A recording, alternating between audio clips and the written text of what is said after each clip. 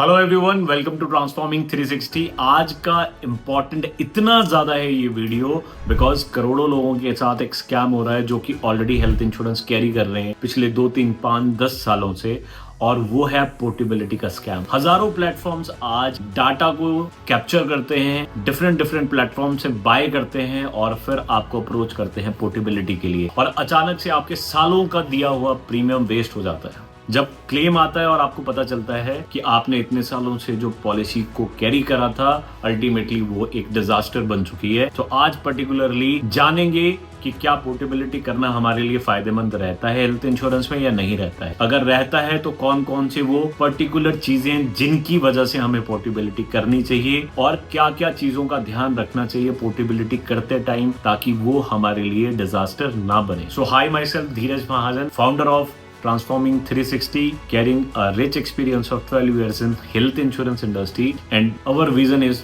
to create transparency in this beautiful but the complex world of insurance, ताकि करोड़ों लोगों को इंश्योरेंस के अंदर होने वाले फ्रॉड, मिस सेलिंग से बचाया जा सके। सो ज्यादा टाइम वेस्ट ना करते हुए वीडियो को शुरू करते हैं और जानते हैं कि पोर्टेबिलिटी क्या करवाना सही है या नहीं है। सो पोर्टेबिलिटी 90% सही नहीं है until unless आप पोर्टेबिलिटी करेक्शन के लिए कर रहे हैं। पोर्टेबिलिटी किस कंडीशन में कराना सही रहता है? अगर आपकी पुरानी पॉलिसी के अंदर कोई प्रॉब्लम्स हैं, दैट मीन्स कि आपकी सबसे बड़ी प्रॉब्लम हो सकती है वो है कि non disclosure of medical history. अगर पॉलिसी लेते टाइम आपकी मेडिकल हिस्ट्री में प्रॉब्लम रही है और वो पॉलिसी के अंदर इन्वॉल्व नहीं करी गई है, इंक्लूडेड नहीं है, तो ये एक केस बनता है जहां पर आप पोर्टेबिलिटी करा सकते हैं ताकि फ्यूचर में आपको प्रॉब्लम ना आए। दूसरी वो सिचुएशन जहां पे आप करेक्शन के लिए पोर्टेबिलिटी करा सकते हैं, और वो सिचुएशन है कि आपकी करंट पॉलिसी के अंदर बहुत ज्यादा सब लिमिट्स हैं, और सब लिमिट वो जो जायज नहीं है,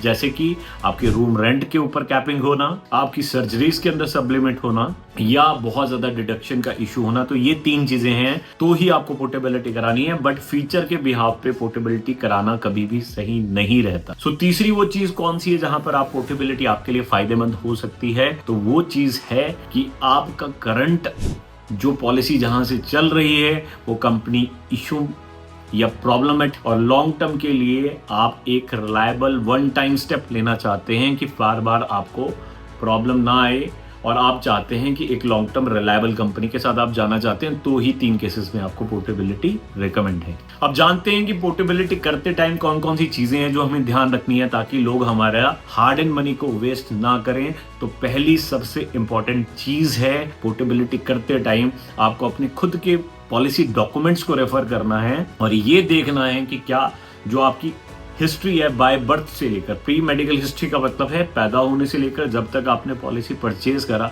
क्या वो चीजें पॉलिसी के अंदर इंक्लूड हैं या नहीं है। अगर इंक्लूड नहीं है तो that's a humble request, please make sure कि वो आप पॉलिसी में इंक्लूड करवाएं। अगर करंट कंपनी नहीं कर रही है, आप जिस कंपनी में अपनी पोर्टेबिलिटी अप्लाई कर रहे हैं, जो आपको लग रहा है कि लॉन्ग टर्म के लिए रिलायबल कंपनी है, तो उस कंपनी में सबसे पहले जो आपको चीज करनी है वो एश्योर करना है कि आपका जो मेडिकल हिस्ट्री है, डिस्क्लोजर है, अब भी फॉर एग्जाम्पल कि आपकी पॉलिसी 5 साल पुरानी थी, बट इन 5 सालों के अंदर भी अगर कोई नई मेडिकल हिस्ट्री आई है तो वो सारी मेडिकल हिस्ट्री भी आपको करंट कंपनी को बतानी है ताकि फ्यूचर में वो कंपनी के पास कोई एक्सक्यूज ना हो आपका क्लेम रिजेक्ट करने का। आप ये गलत फहमी में मत आए, या बहुत से लोग हैं जो आप लोगों को मिसगाइड करते हैं कि सर ये तो आपकी पुरानी पॉलिसी है, इसमें नई बीमारी बताने की कोई जरूरत नहीं है। नहीं माय डियर, अगर आप पोर्टेबिलिटी करा रहे हैं तो भी बताना है, अगर आप सेम कंपनी के अंदर अपना सम इंश्योर्ड बढ़ा रहे हैं तो भी आपको अपनी करंट हिस्ट्री के बारे में बताना ही पड़ता है। अगर आप नहीं बता रहे तो आप क्या कर रहे हैं, अपना पैसा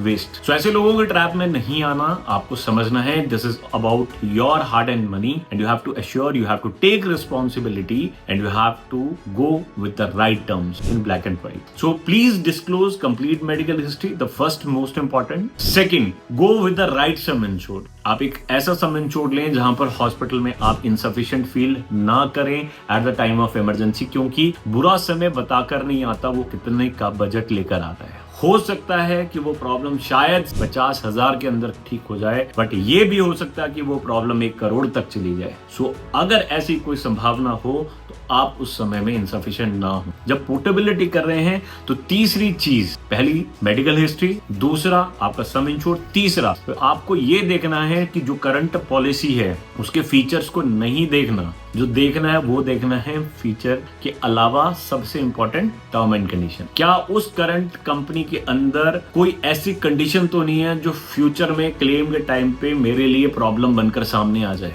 इसीलिए आपको थोड़ा सा ओवर सेंसिटिव होकर ये चीजें देखनी है, बिकॉज बेचने वालों का काम है बेचना और हर कोई चाहता है कि इजी, बिकॉज पोर्टेबिलिटी वाला कस्टमर सबसे इजी कस्टमर है, क्योंकि उनको समझाना नहीं, सिर्फ फीचर बताना है, थोड़ा सा लॉलीपॉप डिस्काउंट का देना है, या कोई ऐसा ट्रैप जहां पर फीचर्स की अट्रैक्शन कर auto restoration, booster, unlimited restoration, secured bonus, पता नहीं क्या क्या चीजें जो मार्केट में आ चुकी है कस्टमर को कंफ्यूज करने के लिए, वो टूल्स को यूटिलाइज करके आपको कंफ्यूज किया जा सकता है, आपको ट्रैप में लिया जा सकता है। बट आपको ध्यान रखना है, इससे ज्यादा जरूरी जो चीज है वो है आपको देखना कि टर्म एंड कंडीशन। तो इसीलिए मैं हमेशा कहता हूं कि always go with expert. Expert वो जिसके इंटेंशन बिल्कुल क्रिस्टल क्लियर है। उसका इंटेंशन ये नहीं है कि आज आपको पॉलिसी देनी है, उसका इंटेंशन है कि आज अगर आपको इंश्योरेंस देना है तो उस टर्म्स पे देना है कि कल फ्यूचर में क्लेम में दिक्कत ना आए। He is more interested about disclosure of everything starting from birth till date, छोटा बड़ा एवरीथिंग।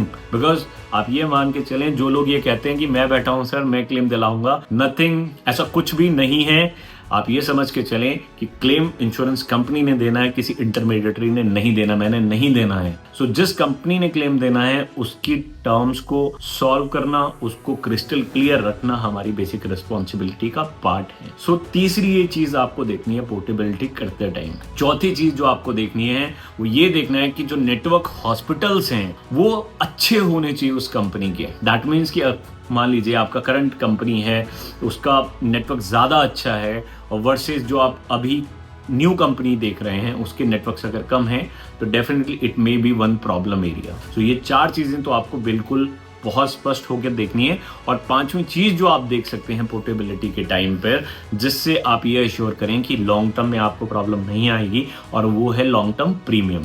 प्रीमियम एक बहुत इंपॉर्टेंट फैक्टर है, बिकॉज हेल्थ इंश्योरेंस में हर 3-5 साल में प्रीमियम चेंज होते रहते हैं। इसीलिए आपको ये भी देखना है कि प्राइसिंग फैक्टर आपके लिए कंफर्टेबल हो। सो ये वो 5 चीजें हैं जिसके बिहार पे आप पोर्टेबिलिटी करें, but not all the time. Because देखा जा रहा है कि पिछले 5-7 सालों से पोर्टेबिलिटी का बिजनेस मार्केट में बहुत ज्यादा मूव कर रहा है, और एडवाइजर अप्रोच करते हैं आपको, आप हमसे पॉलिसी ले लीजिए, हम आपको डिस्काउंट देंगे या हम आपको एक्स्ट्रा सर्विसेज देंगे, और इस ट्रैप में अल्टीमेटली आपको एक शॉर्ट टर्म बेनिफिट्स देकर लॉन्ग टर्म आपको एक बहुत बड़े नुकसान को झेलना पड़ सकता है। सो पोर्टेबिलिटी हमेशा रिकमेंड नहीं है, रिकमेंडेड है सिर्फ इन केस ऑफ करेक्शन।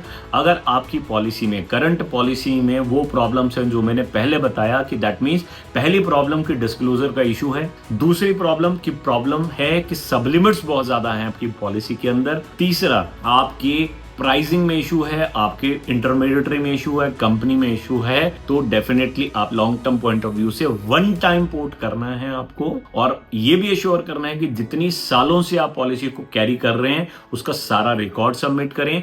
एक और चीज हो रही है मार्केट में, बहुत से लोग ये कहते हैं कि सर सिर्फ 2 साल 3 साल की पॉलिसी दे दीजिए, आपको सारे कॉन्टिन्यूटी बेनिफिट मिलेंगे। नहीं, बहुत सी कंपनीज डिमांड करती है जितनी साल का आपको बेनिफिट चाहिए उतनी साल का आपको डॉक्यूमेंट देना पड़ेगा। बिकॉज जो मोरेटोरियम पीरियड होता है हेल्थ इंश्योरेंस में, जो कि 5 साल के बाद कंपनी आपका मेजरली क्लेम रिजेक्ट नहीं कर सकती, वो तब एप्लीकेबल होता है फर्स्ट इंसेप्शन ऑफ पॉलिसी। और फर्स्ट इंसेप्शन ऑफ पॉलिसी अगर आपने नहीं दिया है तो डेफिनेटली ये भी एक बहुत बड़ा कंसर्न एरिया और प्रॉब्लमेटिक एरिया हो सकता है। तो आपको वीडियो कैसा लगा? ये वीडियो जरूर उन लोगों के साथ शेयर करें जो अपनी करंट पॉलिसी को पोर्ट करना चाह रहे हैं, किसी के ट्रैप में आकर या किसी फीचर के अट्रैक्शन में आकर, ताकि हम लोगों को होने वाले इन स्कैम से बचा सकें और ज़्यादा हेल्प आउट कर सकें हज़ारों लाखों करोड़ों लोगों को, ताकि वो अपने हार्ड एंड मनी को वेस्ट ना करें। तब तक के लिए अलविदा चाहूँगा, बहुत जल्दी मिलूंगा नए सॉल्यूशंस के साथ।